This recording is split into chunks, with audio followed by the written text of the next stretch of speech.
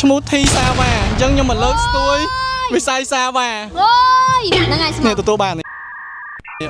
អូយអូយបងអើយបងអើយបើជិះសួរបង យូសូបងយូសូទី11 ខំទៅទី12តាទី12ឆ្នាំក្រោយមានអារម្មណ៍មិនដែរ បើនិយាយថាអត់ភ័យវាអត់ជឿទេទៅភ័យ 100%